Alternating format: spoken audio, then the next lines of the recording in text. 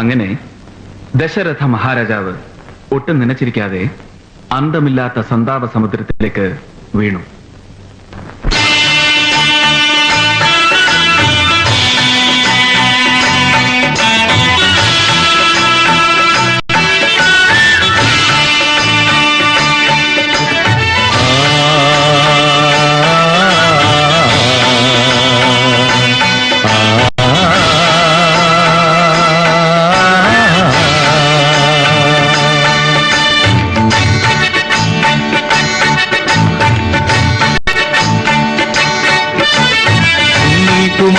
നീ കാട്ടിൽ വസിക്കണം 14 വർഷം.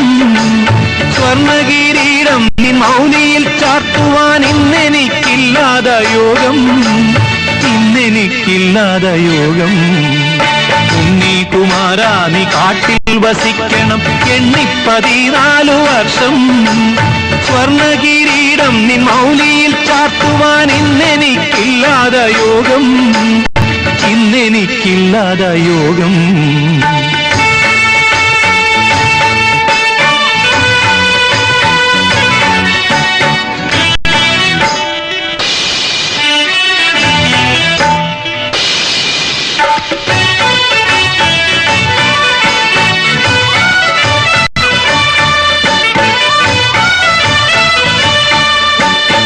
ളിരുപോലുള്ള നിൻ പാദങ്ങൾ കാട്ടിലൂടലയുന്നതോർക്കുവാൻ വയ്യ.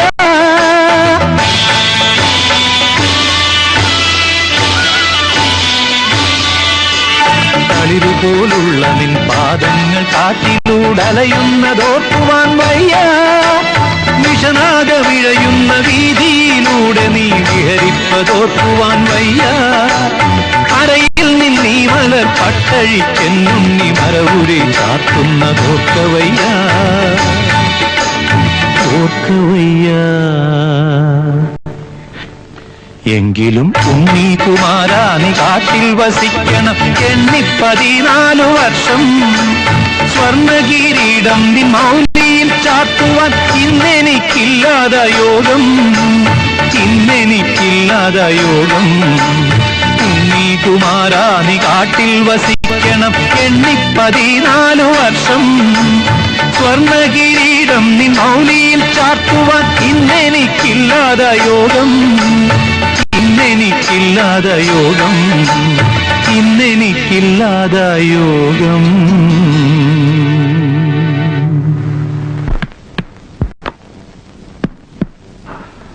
ധർമാധർമ്മങ്ങൾ തമ്മിൽ മാറ്റുരച്ചു നോക്കുന്ന ഈ കഥ അയോധ്യയുടെ കഥ. ചെറിയ ഒരു ഇടവേളയ്ക്ക് ശേഷം തുടരുന്ന ഇടവേള നേരത്ത് നിങ്ങളുടെ ചില ഇഷ്ടഗാനങ്ങൾ എന്റെ ഹാർമോണിസ്റ്റ് തങ്കപ്പൻ ഇവിടെ അവതരിപ്പിക്കുന്ന.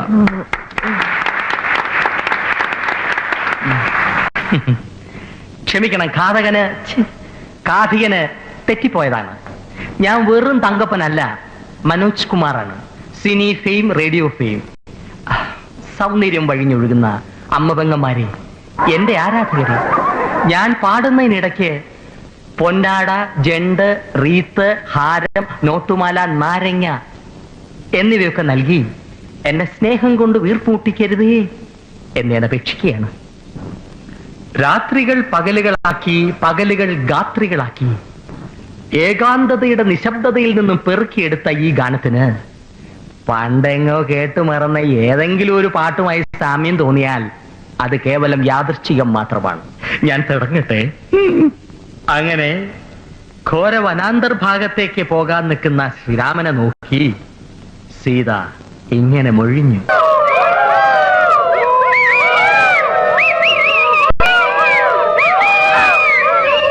ഭഗവതിയുടെ അനുഗ്രഹം ഉണ്ടെങ്കിൽ ഒക്കെ ഭംഗിയാവും. പുതിയ കഥ കർണൻ. റിഹേഴ്സൽ തുടങ്ങിയിട്ടില്ല. അവിടെ ഭഗവതി പുരയിൽ സൗകര്യം ഉണ്ടെങ്കിൽ ഞാൻ നേരത്തെ വന്നോളൂ. അമ്മാവയ്ക്ക് സന്തോഷം ഉണ്ടാവും. ഇത് നല്ല കാര്യമായി. ജയദേവൻ തറവാട്ടിൽ അന്യന. അപ്പൊ പറഞ്ഞ പോലെ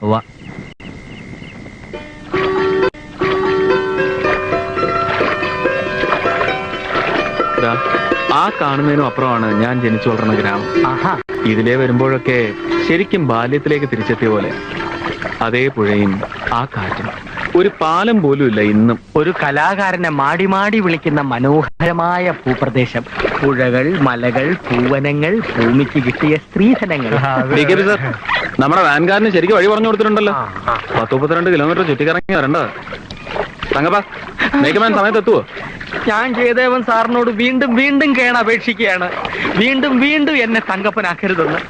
ഞാൻ ആ നാമധേയം എന്നേ മറന്നു കഴിഞ്ഞു. ഇപ്പൊ ഞാൻ മനോജ് കുമാറാണ്, സിനി ഫെയിം, ഫിലിം സ്റ്റാർ. എന്തോന്ന് സിനി ഫെയിം? ഏത് സിനിമയിൽ അഭിനയിച്ചാ താൻ ഇത്രയും വലിയ ഫെയിം ഒക്കെ ഉണ്ടാക്കിയത്? എന്റെ തിരുപ്പാണ്ടിക്കാട് തിരുടറുകൾ എന്ന സിനിമ കണ്ടിട്ടുള്ള ഒരു തെണ്ടിയും എന്നോട് ഈ ചോദ്യം ചോദിക്കില്ല. ഞാനായിരുന്നു ഈ സെക്കൻഡ് ഹീറോ. എന്റെ അഭിനയം കണ്ട് ഹീറോ ഞെട്ടി.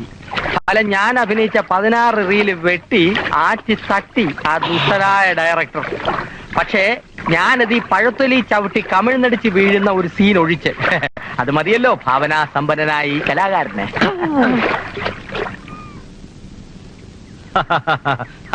വരിക. ഇന്നലെ എത്തുന്നൊരു തോന്നലുണ്ടായിരുന്നു, കാത്തിരിക്കായിരുന്നു. വരുന്നു. അതിനു മുമ്പ് ഒരു കുളി കഴിഞ്ഞ് ഭഗവതിയെ തൊഴുതിട്ട് വന്നേക്കാം. ഞാനപ്പോ ഇവരുടെ സാധനങ്ങളൊക്കെ വെക്കാൻ ഏർപ്പാടുണ്ടാക്കാം. ആയിക്കോട്ടെ. വിശ്വേട്ടനും പോകണം. വടക്കുംപുറത്തെ കാരണവരാണ് കാര്യസ്ഥന. അയ്യോ, കാര്യസ്ഥൻ ഇത്രയായപ്പം കാരണവർ എന്തോ ആയിരിക്കും. ഹാർമോണിയം പെട്ടി എടുത്തപ്പോ ഞാൻ വിചാരിച്ച് കാരണവരാണെന്ന്. അയ്യോ കഷ്ടം. കാര്യസ്ഥനായാലും കുഴപ്പമില്ല.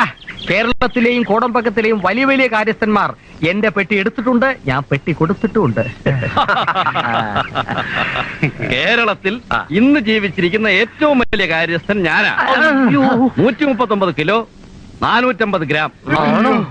അത്രയും മാംസം ശരീരത്തിലുണ്ട് ഞാൻ വിശ്വസിച്ചിരിക്കുന്നു. എന്നെ താഴെ ഇറക്കി വിശ്വസിച്ചിരിക്കുന്നു. ഭഗവതി എല്ലാം മംഗളമാക്കണേ.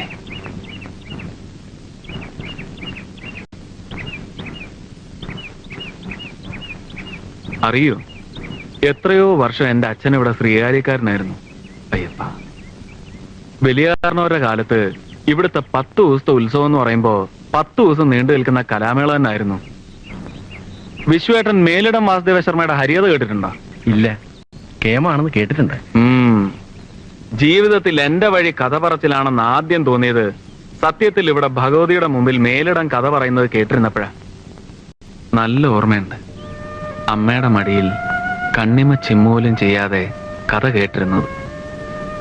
ആ രാത്രി പിന്നെയും ചില ഓർമ്മകൾ തരുന്നുണ്ട്. പന്തവും വടിവാളും ഒക്കെ ആളുകൾ വന്നത്, പിന്നെന്തൊക്കെയാ നടന്നത്? കുത്തും വെട്ടും കൊള്ളിവയ്പും.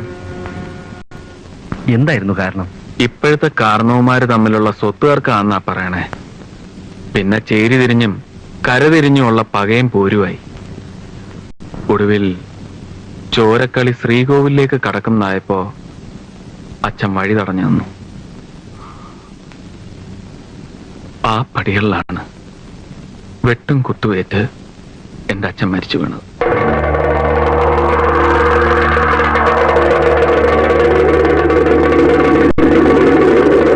ഒക്കെ ഒരു ദൈവനിശ്ചയമാണ് ജയദേവൻ. പണ്ടെങ്ങോ മുടങ്ങിയ ഉത്സവം വീണ്ടും തുടങ്ങിയപ്പോ ജയദേവൻ തന്നെ കഥ പറയാൻ വരിക, അത് പിന്നെ ഒരു പതിവാകുക. ഭാഗ്യമാണ്, സന്തോഷമുണ്ട്. എല്ലാം ഓർമ്മിക്കുമ്പോ നൊമ്പരും.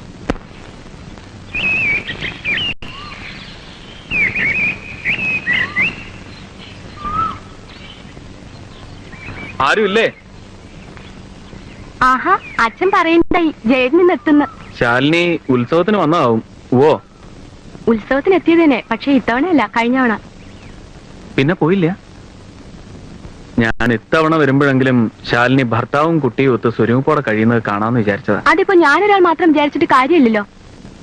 വരച്ച വരയിൽ നിക്കണ വെച്ചാ എന്നെ ഇട്ട് കിട്ടിയില്ല. നിശ്ചയ ഈ സ്ത്രീ സ്വാതന്ത്ര്യം എന്നൊക്കെ പറയുന്നത് ശരിയാണ്, രസമാണ് കേൾക്കാൻ. എന്നാലും നമ്മുടെ നാട്ടില് ഒരുവിധമുള്ള സ്ത്രീകളൊക്കെ ഭർത്താവുമായി കഴിയുന്നത്ര ഇണങ്ങി എല്ലാം അങ്ങ് മിണ്ടാണ്ട് അനുസരിക്കാന്നല്ല, ഒരു ഒത്തൊരുമയോടെ. അല്ല, അതാ അതിന്റെ ഒരു ഭംഗിയുമേ.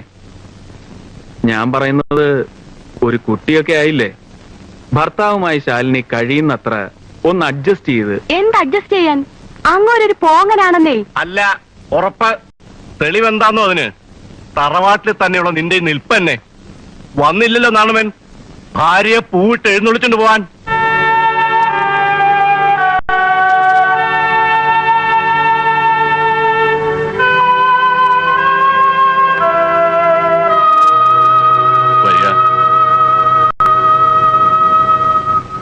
അറിയോ ജയദേവന് നാരായണവൻ ഒടുവിൽ പോകുമ്പോ ഇവളോട് പറഞ്ഞു എന്താണെന്ന്? തറവാട്ടിൽ നിൽക്കണമെന്നുണ്ടെങ്കിൽ നിന്നോടുക, അതല്ല ഭർത്താവിനോടൊപ്പം ജീവിക്കുന്ന ശരിയെന്ന് സ്വന്തമായി തോന്നാച്ചാൽ അങ്ങോട്ട് വരാം, എന്ന് വെച്ചാൽ കൊണ്ടുപോവാൻ ഭർത്താവിന്റെ പല്ലക്ക് വരുമെന്ന് സ്വപ്നത്തിൽ പോലും നിരീക്കണ്ടെന്ന്. നല്ല അസല ആൺകുട്ടിയുടെ വർത്താനം. ശരിക്ക് പറഞ്ഞാൽ നാരായണവൻ എന്റെ മരുവനാണെന്ന് എനിക്ക് ആദ്യം തോന്നി തന്നാ. നിക്കട്ടെ ഇവിടെ. എല്ലാരും കൂടി ഇങ്ങനെ വാശി പിടിച്ച് എന്തായാലും ഒടുവിൽ നഷ്ടം ശാലിനിക്ക് തന്നെ ആവും. ആര് നിരീച്ചു ഇങ്ങനെയൊക്കെ ഒന്ന് ഭവിക്കുന്നു? ഒക്കെ വിധിയാ, അല്ലാണ്ടെന്ത് പറയാൻ. ജയദേവൻ ഇരിക്കെ. ജയദേവന്റെ താമസത്തിന്റെ കാര്യങ്ങളൊക്കെ കുറിപ്പ് ഏർപ്പെടുത്തിയിട്ടുണ്ട്. വിശേഷങ്ങളൊക്കെ കുറിപ്പ് പറഞ്ഞു. കർണന്റെ കഥയാണല്ലേ, നന്നായി അസലാക്കണം, ഗംഭീരാക്കണം. ജയദേവൻ ഇശി തടി വെച്ചിട്ടുണ്ട്. ഈ തടീനി കൂട്ടണ്ട. മുഷിഞ്ഞുള്ള കഥ പറച്ചിലും ഉറക്കളയ്ക്കും അല്ലേ. ആരോഗ്യം ശ്രദ്ധിക്കുക. പുതിയ കഥയാണ്, ഒക്കെ ഒന്ന് ചിട്ടപ്പെടുത്തുന്നവരെ വിശ്രമമില്ല അല്ലേ? ഒന്ന് ആലോചിക്കുമ്പോ അതും നന്ന്. ജയദേവൻ ചായ കുടിച്ചിട്ട് പോയാ മതി. അല്പം ധൃതിയുണ്ട്. അതൊന്നും പറയണ്ട, ചായ കുടിച്ചിട്ട് പോയാ മതി. ഉടനെ തന്നെ റിഹേഴ്സൽ തുടങ്ങണം. പിന്നെ ഫ്രീ ടൈം കിട്ടില്ല. ഉള്ള ഗ്യാപ്പിന് എല്ലാരെയും ഒന്ന് കാണണം. തെക്കമ്പുറത്തും ഒന്ന് കയറണം എന്ന് വിചാരിക്കുക. തെക്കുംപുറത്ത് പോവുക, പോവാണ്ടിരിക്കുക, അതൊക്കെ ജയദേവന് ഇഷ്ടം. നിർബന്ധമായും ചെന്ന് കാണേണ്ട ഒരാളുണ്ട്, തിരുമേനി. വന്ന് കാണുക, കാണാണ്ടിരിക്കുക, അതിലൊക്കെ ഇപ്പൊ എന്താ ഉള്ളേ? ഏതായാലും വന്നത് സന്തോഷായി. ഇരിക്കാം. വേണ്ട, ഞാനിവിടെ നിന്നോളാം. ഓ, എന്നാ ഞാനും നിന്ന് സംസാരിക്കാനേ. ഒരു കല കൈവശമുള്ളയാൾ സന്യാസിയേക്കാൾ ഒട്ടും മോശക്കാരനല്ല. അയ്യോ, അങ്ങനൊന്നും ഇല്ല. അങ്ങനെയുണ്ട്. ജയദേവൻ കഥാപ്രസംഗത്തിൽ പറഞ്ഞിട്ട് പോകുന്ന വാക്കുകൾ നാട്ടുകാർ മനപ്പാടും പഠിച്ച് പറയണത് ഞാൻ കേട്ടിട്ടുണ്ട് കഴിഞ്ഞ 2 കൊല്ലോ. അതിൽ പരം എന്ത് വേണം ഒരു കലാകാരന്? എന്നാലും മനസ്സിനൊരു സന്തോഷവും ഇല്ല തിരുമേനി. ഇതിപ്പോ ഒരു പക്ഷക്കാരുടെ വാശിക്ക് എന്റെ കലാപരിപാടി മേളം പകരുന്ന അവസ്ഥയാണ്. എനിക്കാണെങ്കിൽ തിരുമേനി കാര്യമായി ഒന്ന് വിചാരിച്ചാൽ തീരാവുന്നതേ ഉള്ളൂ. ഇതൊക്കെ വിചാരിക്കാഞ്ഞിട്ടല്ല, ശ്രമിക്കാഞ്ഞിട്ടുമല്ല. പക്ഷെ ഫലമെന്ത്? കുറെ കാലമായി ഞാൻ ആലോചിക്കുന്നു, തെക്കുംപുറത്തെയും വടക്കുംപുറത്തെയും എല്ലാവരുമായി ഇതേപ്പറ്റി ഒന്ന് സംസാരിക്കണമെന്ന്. സത്യത്തിൽ ഇപ്രാവശ്യം റിഹേഴ്സൽ ഇവിടെ ആക്കിയത് തന്നെ ആ ഒരു ഉദ്ദേശത്തോടെയാണ്. വശീകരിക്കുന്ന വാക്ചാതുരിയുണ്ട്. കൂട്ടങ്ങളെ പറഞ്ഞിളക്കാനും അടക്കാനും കഴിയും. അങ്ങനെയുള്ള ഒരാൾക്ക് നല്ല മധ്യസ്ഥനാവാനും സാധിക്കും, സംശയമില്ല. ഏത് കഥയാണ് ഇത്തവണ പറയുന്നത്? കർണൻ. കന്യക പ്രസവിച്ച് പേടകത്തിലാക്കി നദിയിലൊഴുക്കിയ സൂര്യപുത്രന്റെ കഥ. അന്ന് പറയാനുള്ള കഥയുടെ സെലക്ഷൻ ഒന്നാന്തരം. പിന്നെ ഇപ്പോൾ ജയദേവൻ പങ്കെടുക്കാൻ ഉദ്ദേശിക്കുന്ന കുടുംബപ്പോരിന്റെ കഥയുടെ കാര്യം പറയുകയാണെങ്കിൽ ഞാൻ തോറ്റവനാണ്. മനസ്സ് പറയുന്നു, ഒട്ടും വിചാരിച്ചിരിക്കാതെ ഞാൻ നടത്തിയ കണ്ടെത്തലാണ് ജയദേവനെന്ന്. സന്യാസി തോറ്റെടുത്ത് കലാകാരന് ജയിക്കാവുന്നതേ ഉള്ളൂ. ധ്യാനത്തിനുള്ള സമയമായി.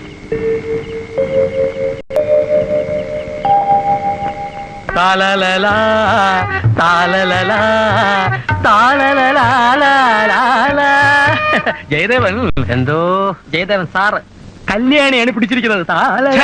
കല്യാണി അല്ല തങ്കപ്പ, ചുമ്മാ മണ്ടത്തരം പറയാതെ. ദൈവം തന്ന രാഗങ്ങളെ മനുഷ്യൻ കല്യാണിന്ന് കളവാടിന്ന് കാമാഷിന്ന് പേരിട്ട് ലഭിച്ചതിനോട് എനിക്ക് യോജിപ്പില്ല. എല്ലാ രാഗങ്ങളും ഒന്ന് തന്നെ. അതെ, ആ സ്വരസ്ഥാനങ്ങളൊക്കെ ഒന്ന് കുറിച്ചു വെക്കണം. വായൊഴിഞ്ഞൊരു നേരമില്ലല്ലോ. വിശ്വം എനിക്കൊരു മനോധർമ്മം തോന്നുന്നു. ക്ലൈമാക്സിന് തൊട്ട് മുമ്പ് കുന്തിയെ ഞാൻ, അതായത് ശ്രീകൃഷ്ണൻ മീറ്റ് ചെയ്യുന്ന ഒരു സീൻ, കളർഫുൾ ആയിട്ട് ഒരു 4-5 ഡയലോഗ്. ഹേയ് കുന്തി, ഹസ്തനപുര സമസ്ത അപരാധങ്ങളുടെ തീ ജ്വാല. എഴുതി വെച്ചിരിക്കുന്നത് കാണാ പഠിച്ചങ്ങ് ചെയ്താൽ മതി. എഴുതി തരുന്ന എന്തും കാണാപ്പാടാൻ പഠിച്ച് കണ്ണുപടച്ച് പറയുന്ന വിഡ്ഢികളല്ലേ ഞങ്ങൾ. മഹാഭാരതത്തിലെ കഥയാവുമ്പോൾ അതിൽ ശ്രീരാമന്റെ പ്രാധാന്യം എന്താണെന്ന് നിങ്ങൾ എന്നാ മനസ്സിലാക്കാത്തത്? മഹാഭാരതത്തിൽ ശ്രീരാമനോ? കർണന്റെ മൂത്ത മകളെ നമ്മുടെ ശ്രീരാമനല്ലേ മാറിയിരിക്കുന്നത്? ഓഹോ, അപ്പൊ കുരുക്ഷേത്ര യുദ്ധത്തിൽ പിന്നെന്താ ഉണ്ടായത്? വായനോ പോലെ. ഏതായാലും വടക്കുംപുറത്ത് അറിയണ്ട ജയദേവൻ ഇങ്ങോട്ട് വന്നത്. ഗോവിന്ദമേനന്റെ തുള്ളൽ തുടങ്ങാൻ ഇനി അത് മതി. തെക്കുംപുറന്നും വടക്കുംപുറന്നും ഒന്നും ഞാൻ കരുതിയിട്ടില്ല. മേലേടത്ത് തറവാട്, അങ്ങനെ ഞാൻ വിചാരിക്കുന്നുള്ളൂ ഇപ്പോഴും. ബെഡായി പറയാമേ. തെക്കുംപുറത്തുകാരുടെ ഉത്സവത്തിന് ആരാ എന്താന്നൊക്കെ അറിയാൻ വടക്കുംപുറത്തുനിന്ന് വിട്ടിരിക്കുക. ചാരപ്പണിയുടെ ഒരു സൈഡ് ബിസിനസ് ഉണ്ടെന്ന് തോന്നുന്നു കാടിന്. ഈ പെണ്ണിന്റെ ഒരു അല്ല, നീ എങ്ങോട്ടായി പുസ്തകമൊക്കെ ആയിട്ട്? തൊടിയിലെ മിന്നിടെ കുറച്ച് നോട്ട്സ് വാങ്ങണമേ. ഇപ്പൊ ഇങ്ങ് വരാം. എന്നെ ഒന്ന് തുറന്നു വിടൂ എടത്തി, ഒന്ന് തുറന്നു വിടാൻ പറയൂ എടത്തി. എന്റെ കാല് വേദന എടുക്കണു.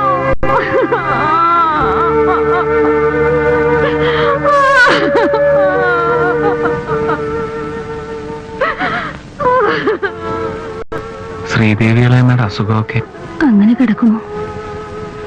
ശാപം കിട്ടിയെന്ന് പറഞ്ഞാ മതിയല്ലോ.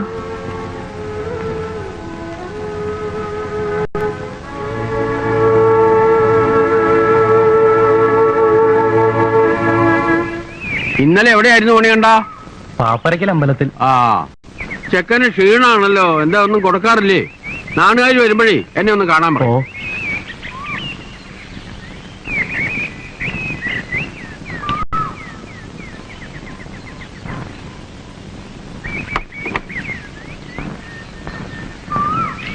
അല്ല, ഇതെന്ത് പറ്റി? തെക്കും വടക്കും തമ്മിൽ മാറിയോ?